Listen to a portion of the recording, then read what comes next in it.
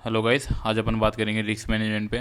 तो दो टाइप के रिस्क मैनेजमेंट की बात करूँगा। एक तो प्रो फॉर्म में और एक रियल मार्केट में। प्रो फॉर्म में जो होता है वो अलग रिस्क मैनेजमेंट फॉलो करना पड़ता है उसके अंदर, और जो रियल मार्केट में होता है उसके अंदर अलग रिस्क मैनेजमेंट फॉलो करना पड़ता है।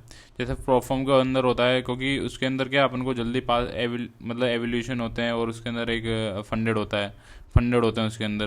तो इन सब में अलग अलग रिस्क मैनेजमेंट फॉलो करने पड़ते हैं। जैसे एवोल्यूशन में उनको हाई रिस्क करना पड़ता है, क्योंकि अगर आप उस फेज के अंदर फंसे रहोगे तो एवोल्यूशन तो कभी परफॉर्म आप पास कर ही नहीं पाओगे। मतलब कभी नहीं, ऐसे धीरे धीरे कर लोगे पर बहुत टाइम लगेगा, 2 से 3 मंथ, मतलब बहुत टाइम होता है। तो इसलिए अपन को परफॉर्म के एवोल्यूशन फेज के अंदर अपन को हाई रिस्क रखना पड़ता है, और रियल मार्केट उससे डिफरेंट बिल्कुल। तो दोनों में बात करेंगे आज रिस्क मैनेजमेंट में। तो परफॉर्म पे एक बार बात करते हैं क्या क्या है इसके अंदर। अपन देखेंगे कि क्या क्या कर सकते हैं। तो इसको हटाते हैं। तो मेरा मानना है, जो परफॉर्म के अंदर अपन को रिस्क करना चाहिए एवोल्यूशन फेज के अंदर, जहाँ पर अपन सबसे ज़्यादा अटके रहते हैं, जो अपन ने पास नहीं कर पाते। क्योंकि अपन रिस्क करते हैं 0.51%, तो भाई उससे एवोल्यूशन पास होगा नहीं। तो अगर आपको एवोल्यूशन पास करना है तो आपको हाई रिस्क तो करना पड़ेगा एवोल्यूशन फेज में, भले आप जब फंडेड हो जाओ। तो उसके बाद मैंने लिखा है इसके अंदर, जब in the funded phase risk 0.5 से 1% पर ट्रेड, उस टाइम आप ये वाला रिस्क मैनेजमेंट फॉलो कर सकते हो। बट जब आप एवोल्यूशन में हो तो उस टाइम आपको रिस्क हाई रखना पड़ेगा, क्योंकि वो एवोल्यूशन फेज के जो जोन आप फंसे हुए लूप के अंदर, तो वो आपको निकलना पड़ेगा। उसके लिए आपको हाई रिस्क करना पड़ेगा। और जो जब अपन परफॉर्म ट्रेडिंग करते हैं तो उसके अंदर अपन किस चीज़ के अंदर रह जाते हैं कि भाई अपन स्मॉल रिस्क रखेंगे और अपन पकड़ेंगे बड़े बड़े आरआर। आप ऐसे भी कर सकते हो, हर किसी की अलग स्ट्रेटेजी होती है। बट जो मेरा पर्सनली मानना है कि आप अभी जब परफॉर्म ट्रेडिंग कर रहे हो तो 1:1 आरआर ही इसके अंदर परफॉर्म ट्रेडिंग के अंदर सही लगता है, बेस्ट है, मतलब मेरे को बेस्ट लगा। तो इसमें मैंने लिखा है टैग 1:1 आरआर, और 1.5 आरआर भी ले सकते हो अगर आपकी मतलब स्ट्रेटेजी काम करती है तो 1:1, क्योंकि इसमें अगर आप बड़े आरआर पे जाओगे तो आपकी विन रेट भी कम हो जाएगी, सबको पता है। अगर बड़े 1:3 1:5 पे जाओगे तो आपकी विन रेट भी गिरेगी। तो 1:1 पे आपकी विन रेट अच्छी रहेगी। जैसे आपकी अगर विनिंग स्ट्रीक आई तो आप विनिंग स्ट्रीक में आपने एवोल्यूशन आप इजीली पास कर सकते हो। अब फंडेड के बाद आप छोटा रिस्क करना शुरू कर दो उसके बाद। तो जो मेरा मानना है कि एवोल्यूशन जो परफॉर्म के अंदर एवोल्यूशन फेज के अंदर 2 से 3% आपको पर ट्रेड रिस्क करना चाहिए। और सेकंड, जो आपको उसके अंदर आरआर पे काम करना चाहिए, 1:1 आरआर पे काम करना चाहिए प्रोफॉर्म के अंदर। और सेकंड जो मेरा मानना है कि जब आप फंडेड हो जाओ, जब एवोल्यूशन जब पास कर लो और जब फंडेड हो जाओ, तो उसके अंदर आपको थोड़ा कम रिस्क करना चाहिए, क्योंकि आपको जो बफर बनाने के लिए काम आएगा, जो आपकी बैकअप रहेगा, तो यही फंडेड अकाउंट से रहेंगे आपके पास। तो आप इनसे छोटे छोटे करके पे आउट निकालो, स्मॉल रिस्क करके। मतलब इसमें एवोल्यूशन फेज में मतलब आपको इसमें ये ध्यान नहीं रखना कि बचाना है भाई, रिस्क करो उसके अंदर, क्योंकि जब तक आप उसको पास नहीं करोगे उस लूप के अंदर फंसे रहोगे।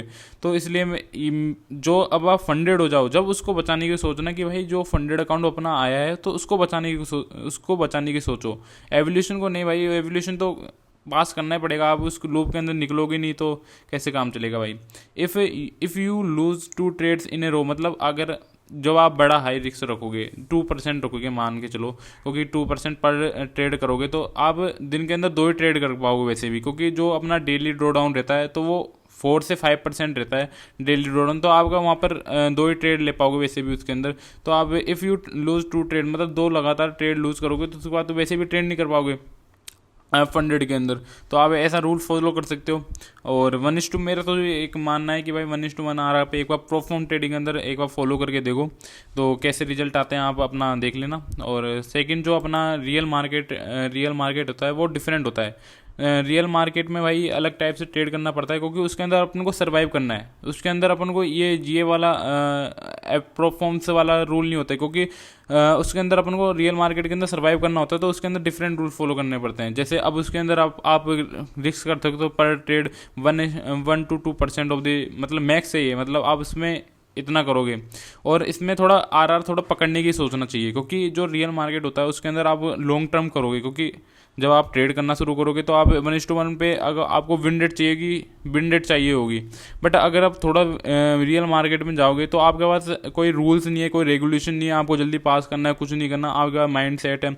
तो आप उसमें थोड़ा बड़े आरआर पे फोकस करो, तो रियल मार्केट में आप ऐसे कर सकते हो। और इसके अंदर भी वही रूल है कि भाई अगर आप लूज़ करते हो 2 ट्रेड, मतलब आपका अगर 1% करते हो तो पर डे 2% का लॉस, मतलब पर डे मतलब कि इन द सेंस कि उस दिन 2% का लॉस हो जाता है, तो आप ट्रेडिंग बंद कर सकते हो। और रियल मार्केट में भाई आप अपनी मर्जी कर सकते हो, उसमें तो कोई रूल भी नहीं होते। इसके अंदर मैं फंड प्रोफॉर्म के बारे में बताना चाहता था, जो मेन था मेरा, कि आप इसके अंदर ये वाले रूल्स फॉलो करो।